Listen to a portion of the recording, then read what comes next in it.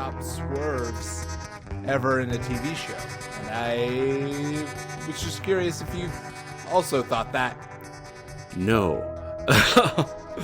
and since I'm not as tapped into the zeitgeist as I ought to be, I'm probably listening to a television show where us guys try to watch this. Oh God, I'm already all over the map. You got me. This is a podcast of a television show called The Big Bang Theory, based on the television show The Big Bang Theory. Hi, I'm Nick.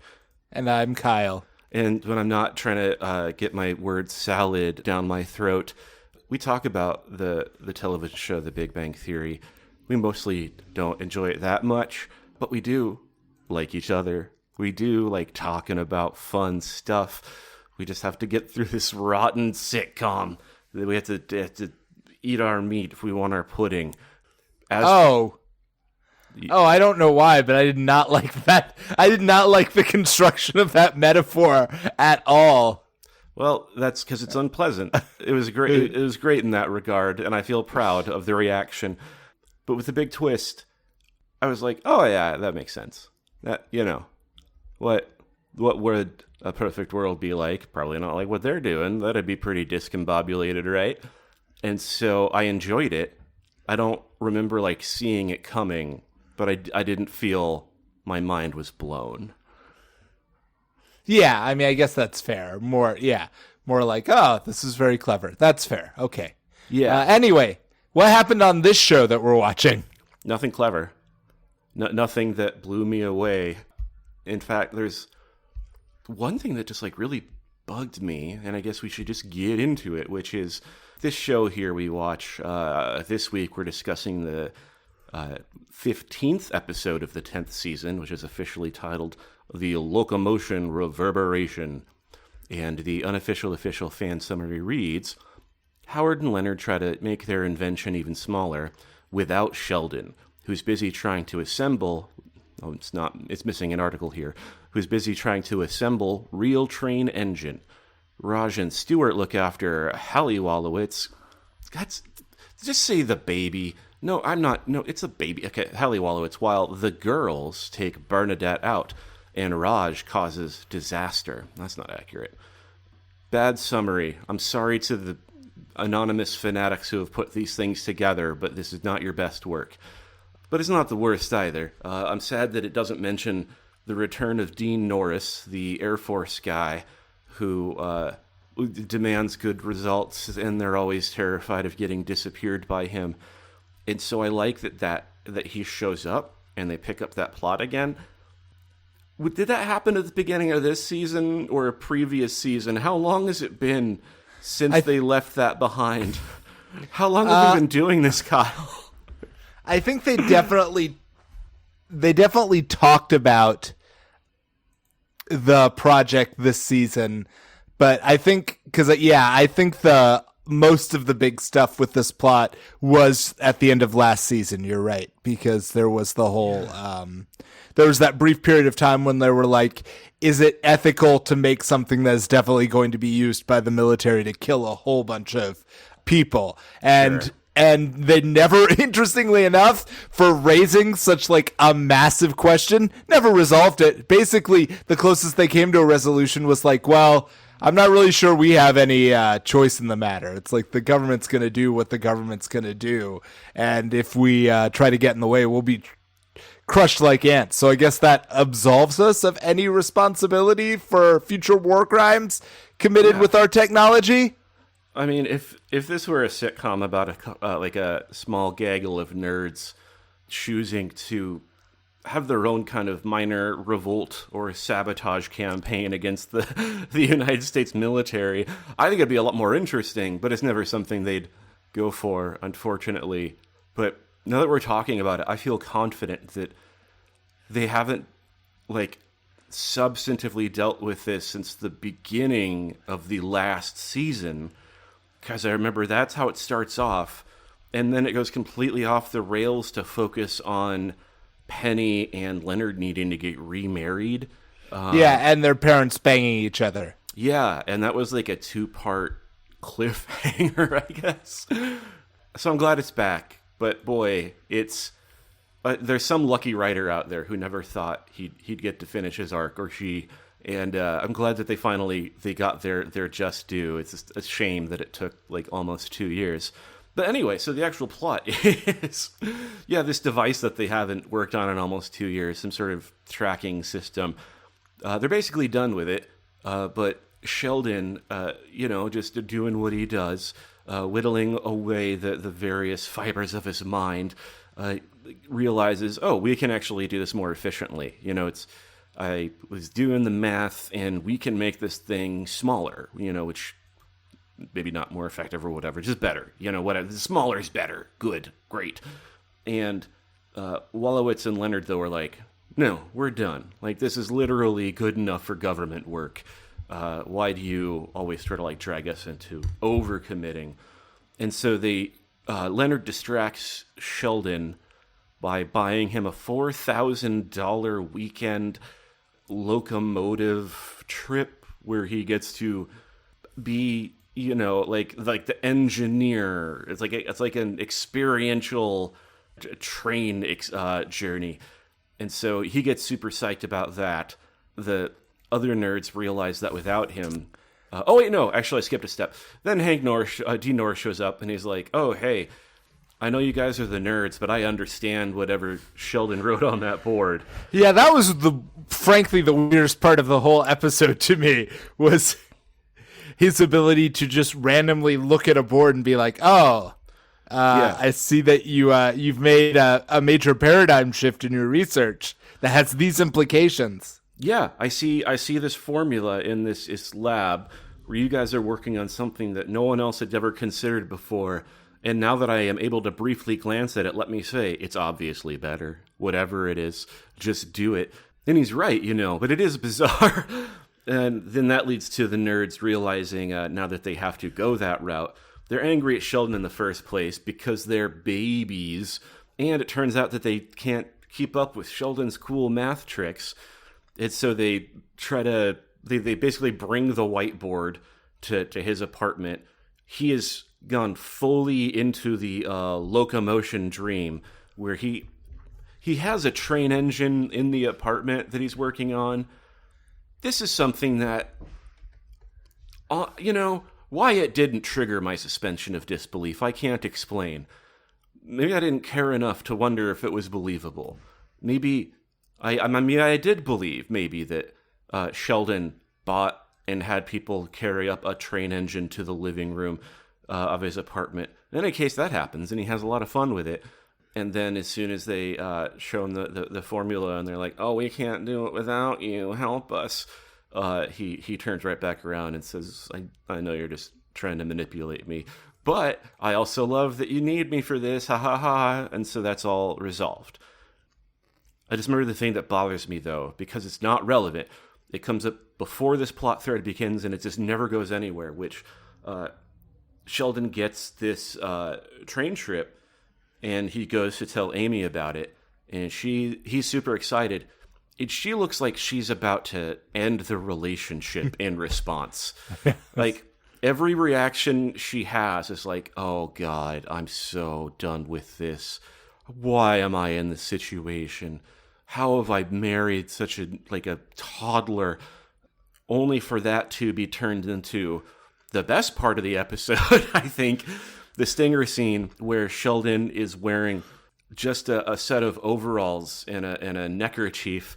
He's kind of greased up as he's working the engine of a locomotive. He's out there riding the rails, manning various levers and switches and dials, with Amy watching the whole time, just getting hornier and hornier. And it's very funny. And then she wakes up from the fantasy, driving him the 4 hours to the actual event. And that sucks. I feel like I still like the idea that they have this weird kind of freak nasty innocence where Sheldon, now that they are sexual partners, is down to kind of do whatever that she might like. And I was willing to believe that meant getting greased up on a train and just happily occupying himself while she got to watch. And I knew it wasn't real, right? But I wanted to believe. And I was hurt for it. I mean, as you point, there's no reason it couldn't be real, except I guess that they thought they could take the joke one step further, then she's like, oh, now she is excited to go on the train trip. But other than that, it's basically like, yeah, it robs you of something, of a funny thing that could have been plausible, just because they're like, well, we got to stretch the speed out one more beat. God, yeah, a thing that they actually did film and is funny and need to let you know as the final moment of the episode did not happen. Meanwhile, there is kind of a B plot, I guess, which is the ladies, including Amy, because before this train trip happens, she's with them the whole episode. They're all having a night out. Bernadette has Raj and Stewart babysitting. And so they try to go out to the bar, but Raj and Stewart keep calling Bernadette about the baby for what are non-emergencies. But Bernadette can't help herself. She's just she knows that she's just too dedicated of a mom and is too needed. And Amy is kind of in a bad mood because Penny's sassing her, and then Penny's like, "Oh God, I'm just tired and old. What are we doing?" And they basically just like give up on ladies' night. And it was very on the nose because, they're having a not great time, but they're fine. Until Bernadette is like, oh, I just worry that we're trying to recapture our youth in a way that ultimately isn't going to be satisfying because those years are gone and we're just going to be sad and grasping at straws. And I was like, well, all of that is true. You didn't have to just say all of it that way. That's not how plot and character is supposed to work. So that part was a bummer. But that's kind of it. And then Raj and Stewart, like, their baby shenanigans are not that interesting, and I'm angrier and angrier that they're not trying to kiss. Like, that's, I think, were this my episode, the baby goes to sleep just fine. Because these emergencies are non-emergencies. There's like, oh, some of this breast milk appears to be expired. And also this leads to Bernadette having to very angrily yell down Stewart to not drink her breast milk to test it. And that I liked. I want more nasty Stewart. But then they have backup breast milk, so it's not a problem. And then it's, oh, how do you get the baby to sleep? She's been crying all night. Oh, wait, she just went to sleep, so it's not a problem. And they could have just gotten rid of those things and instead had Raj and Stewart sitting on the couch watching a movie. Finally their guard is dropped because they realize that whatever tension they had about wanting to be the better, like, surrogate parent of this child, that now that they've kind of set their differences aside with a peaceful baby, there isn't any other boundary left separating them other than their epidermis, So they get to touching, and none of that happens. That's just what I would have done. But also, then we would have had a government renegade plot. Also, there are sirens. There's action in my streets. Someone's going to get it. Book it! I know it wouldn't be good for the gunshots to start happening, but I'm always disappointed when there aren't gunshots. So, Kyle, anything else about this actual plot? Either of the plots? Anything about this episode? Anything you're just feeling? Or anything that you wish you were feeling, a yearning? A yearning, you say? Well, I don't know. I'm just anything you're feeling, man. This episode feels like, basically, I got the sense that having now done the Bernadette Wallowitz arc, I don't think they're going to do the Sheldon and Amy get married arc yet, because that just seems like one step too far. But it definitely feels like the next step on the list of things that they're going to do is going to be the maybe the Penny and Leonard have a baby arc. I want that, but then I also want them to do more fun sexual exploration, just for my tastes. Of course you do. Yeah. Of course. I mean, you can stop saying, hey, my name is Nick Hyde, and I would like this show more if there were more impromptu sex scenes in it. There's implied sex happening all the time, and they're fine with that, and that's kind of gross, because what does... Oh, go ahead. I was going to say, it opens up to the imagination, and I'm telling you, the stuff I'm thinking about is way dirtier than anything they put on the screen, and they're deviants for leaving that up to me. You were saying? Oh, I was going to say, this episode I forgot, but you reminded me, actually opens with just a horrible joke, which is in your vein, because they're like, "Oh, Wallowitz, you were able to put the prototype together," and he's like, "Well, what can I say? I'm married to a 5 foot tall woman, and she is sexually satisfied, so I am good with tiny things." And it's like, yeah, why we That's didn't? That please Wallowitz, no. Even your version of locker room talk is awful. Just don't say things like that. Yeah. And also, I felt kind of sad when Stuart was getting the heat for being the one that wanted to taste the breast milk, because I was like, that's classic Wallowitz behavior. You know, he's being denied his birthright. He's supposed to be the pervy one. Instead, I guess he's still the pervy one in this one. We've got 2 pervy ones now. It's too many pervy ones for this show. Any other thoughts about this? You want to move past this kind of fine, not great one? No, I guess we used to get more of this, but I thought no one ever seems to be as concerned as they should be when Sheldon has what appears to be almost a borderline dissociative episode. Because, I love you, Nick, and I would support your change in careers, but if I came in and you had, like, I don't know, the guts of a fridge strewn about your living room, and you were like, I'm going into fridge maintenance, and I'm just doing some impromptu practicing by myself. That's I can't think of a better one than, I hauled a random train engine from a junkyard into my house, and I'm quitting my job because this is all I care about now. And everybody's just like, oh, Sheldon. Well, the train thing is obviously mad, right? Something weird's going on there. But this fridge example you're bringing up, Kyle, sounds quite tempting. That's why I was like, oh no, I shouldn't have picked that. I'm bringing him into too plausible a reality. He's going to be like, I wonder what refrigerator repairmen do make. And I'd be so satisfied. I'd feel powerful. I'd feel like I've entered a covenant with all refrigerators everywhere. And I'd go to other people's houses and be like, oh, yeah, nice model. Tell you how this one works. And they don't want to hear it, but it's all I have to talk about. And they have to invite me anyway, because it's weird if they don't, because I know I'm sad. Oh, God. That's the life it could have been, Kyle. I'm sorry, but you've catalyzed this change in me now. I'm going to get into refrigerator maintenance and repair. Don't say that it's not your fault later when you see me just buried among random refrigerator parts I can't yet name and yet will become obsessed with in a Lovecraftian style. I'll try to become with refrigerator. I will Tetsuo Iron Man refrigerators. You're just you're gonna be like, did you ever see the Ballad of Buster Scruggs? Yes. You know that one man makes what is essentially like bulletproof armor out of a bunch of pots and pans? I'm gonna come to your place and you'll have made like a mecha suit out of the bones of a fridge. There's just no part of this that is bad. Like, this is the way for me. All right, before I start my new life, let's talk about a couple things from this current life that we happen to enjoy. Things that I'll have to leave behind when I say farewell to the flesh. Kyle, do you have anything in mind ready to go? Yeah, so I was going to recommend a movie. Not the movie we watched yesterday together. Sacre bleu. In case you want to I don't know, but...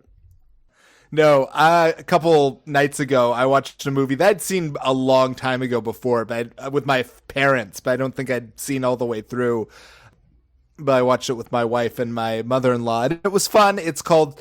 it's an oldie. It's called The Quiet Man, with John Wayne and I think Maureen O'Hara.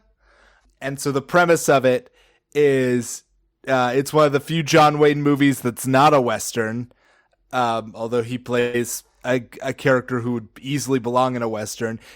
A mysterious American who was actually born in Ireland and moves back in his middle years to his ancestral home to start a new life there.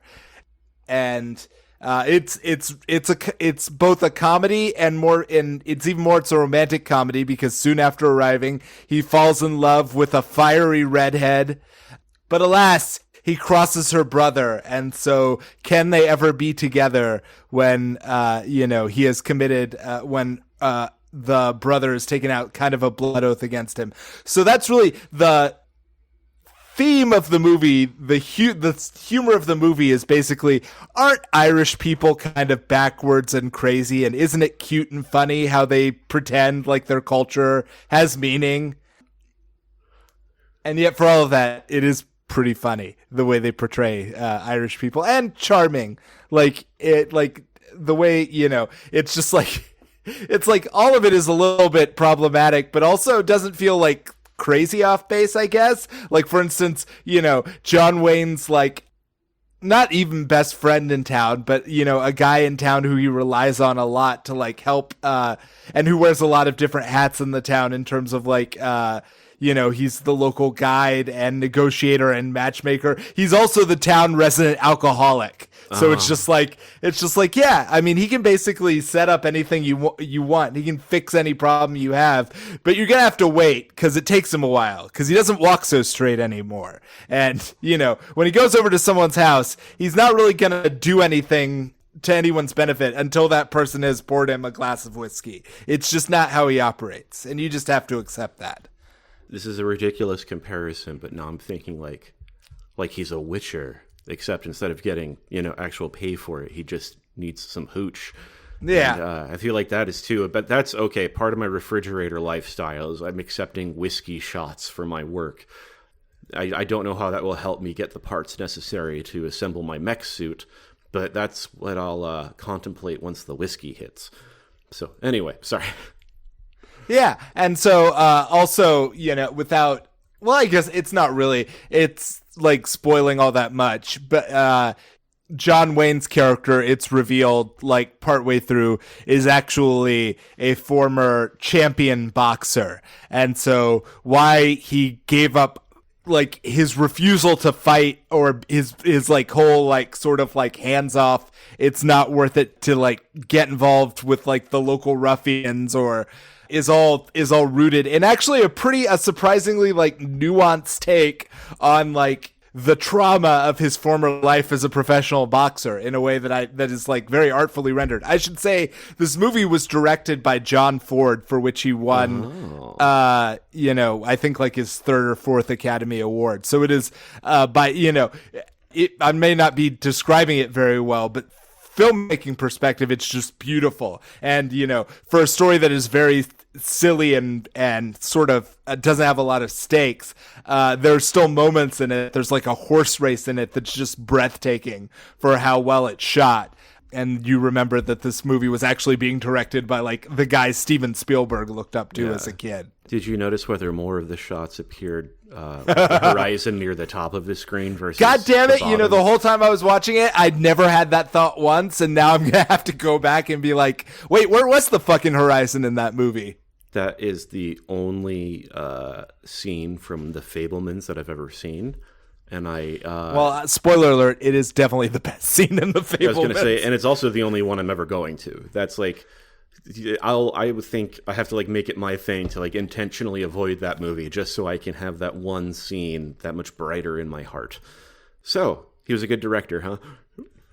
Oh yeah, and it's a good, funny movie if you can stand what I think even at the time was considered somewhat like, it's weird because the movie is like, oh, these backwards Irish people, but you're like, well, but in 1950, how far forward? Like, it's basically, it's impossible to figure out exactly where the cultural lines are. For example, at one point, the fiery redheaded girl goes to smack John Wayne, and the local alcoholic is like, now, don't you know the rules? It's not polite to smack a man unless you're married, because then he can smack you back, and then it's all good. And I'm like, is that supposed to be funny because it's Irish folk wisdom, or funny because in the United States you wouldn't let the woman get as far as smacking you before you knocked her upside the head for being uppity? I don't know. I don't know what the culture was at the time. It's hard for me. I wonder how much of it's a joke, whether that's just like a matter-of-fact statement about marriage in the 50s. Exactly. Like, good grief. It reminds me I have to watch Carousel, like apparently a delightful musical about domestic abuse. Yes. The only fun musical where the entire plotline hinges around a man being repeatedly abusive to women in his life. Yeah, that sounds like a fun one, a good old-timey one. That's not what happens in this John Ford film. The music's fucking great. You got to listen sometime. Sorry, speaking of, the music is also good and iconic in The Quiet Man. But really quick, if you want a great taste, you should listen to the new cast recording of Carousel. Just listen to the song My Boy Bill. It's beautiful. It'll take your breath away. Nice. So, two-part recommendation. That song from Carousel, and could you say the title one more time of this film? Yeah, The Quiet Man, starring John Wayne. Thank you. Who is, as, credit where credit is due, pretty quiet in the movie. Nice. I like that. I won't feel as intimidated by a steely... Well, maybe I'll feel more intimidated. And I'll check it out either way. Okay. I suppose that means it's my turn. And I just, at this moment, decided I'm going to do two quick ones rather than one longer one. Because the first one I want to recommend is, as I've been telling Kyle... I've been playing that Dragon Quest III 2D HD remake, and I told Kyle I had reservations about the difficulty, because it was like baby simple easy, and I was upset that like, oh, what's the point of having a party with all these different combinations of skills that you can do if everything kind of just dies in one hit regardless. And then I got later in the game, I'm like, oh wait, never mind, this is good now. This is a good game. And it's also nice because I don't have much familiarity really with the Dragon Quest games.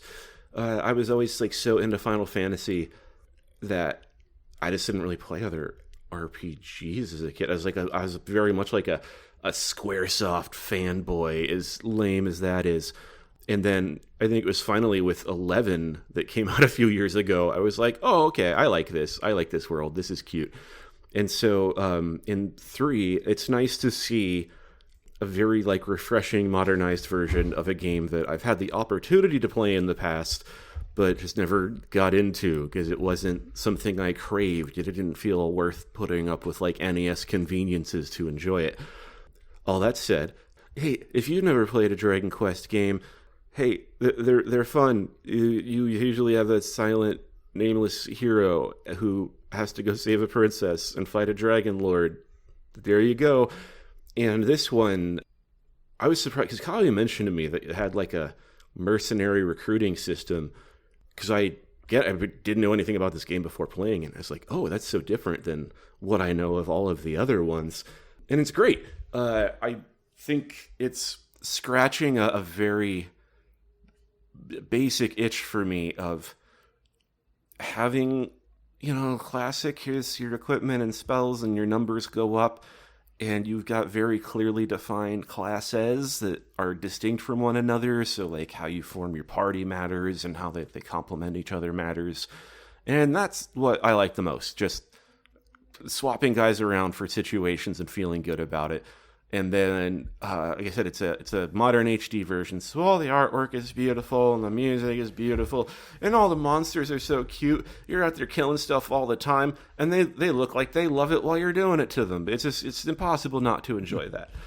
And then the other quick recommendation is, the snob that I am, the HBO got this big batch of like Criterion Channel, like mostly French movies.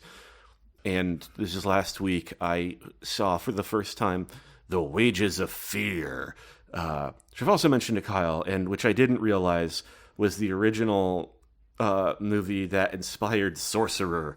Because when I started watching Wages of Fear, I was like, what are the odds that there are two movies about hauling a bunch of nitroglycerin in a big truck? And I guess the odds were very good now that I know it's a remake.